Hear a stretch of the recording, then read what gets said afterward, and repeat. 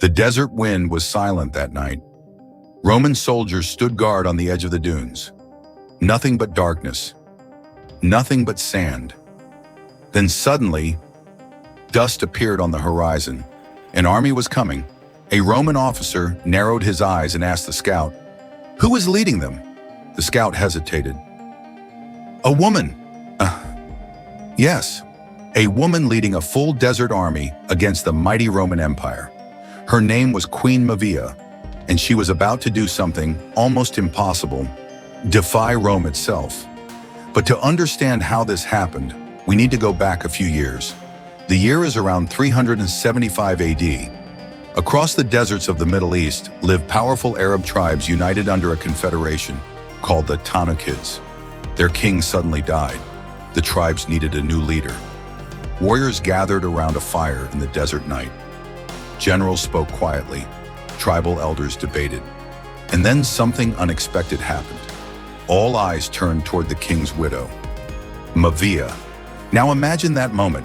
A circle of hardened warriors, swords resting in the sand, torches burning in the wind, and in the middle, a woman.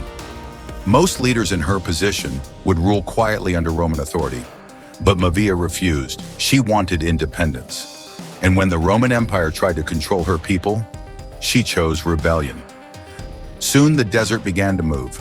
Messengers rode across the sands calling tribes to unite. Warriors mounted their horses, archers prepared their bows, and Mavia did something bold. She attacked first. Her forces launched sudden raids across Syria and Palestine. Roman supply routes were destroyed. Small garrisons were overwhelmed.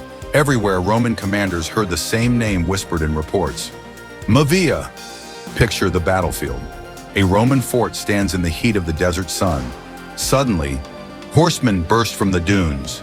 Arrows rain down. Arab cavalry circles the fort like a storm. And leading the charge, Queen Mavia herself. No throne, no palace. Just a warrior queen commanding her army from horseback. Roman generals were stunned. They expected tribal fighters.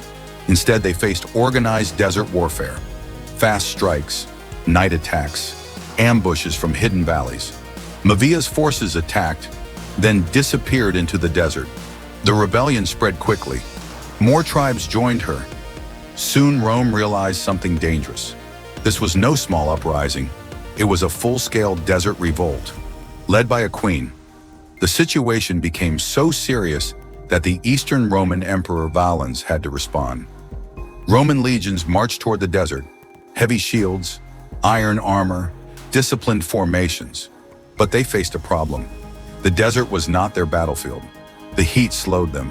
The terrain confused them. Meanwhile, Mavia's warriors moved like the wind. Strike, vanish, attack, disappear. Roman commanders grew frustrated. Reports kept arriving. Another ambush, another destroyed patrol, another lost outpost. And slowly, the truth became clear.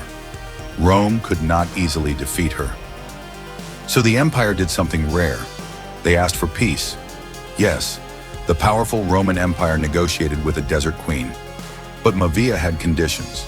She demanded religious freedom for her people, and she demanded that a respected holy man named Moses the monk be appointed bishop for the Arab tribes.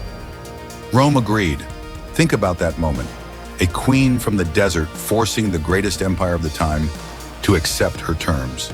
But the story takes another twist. Later, when the empire faced threats from the Goths, Mavia's Arab cavalry actually helped Rome defend its territory, from rebel to powerful ally. History doesn't talk about her enough, but her achievements were incredible. She united tribes, defeated Roman armies in desert warfare, and forced an empire to negotiate, all while leading from the front. A queen not remembered for a crown, but for courage. If you enjoy discovering forgotten warriors and legendary rulers from history, make sure you subscribe to the channel, because there are many stories like this that history books barely mention, and trust me, the next one is even more unbelievable. So click the video on your screen now, and I'll see you there.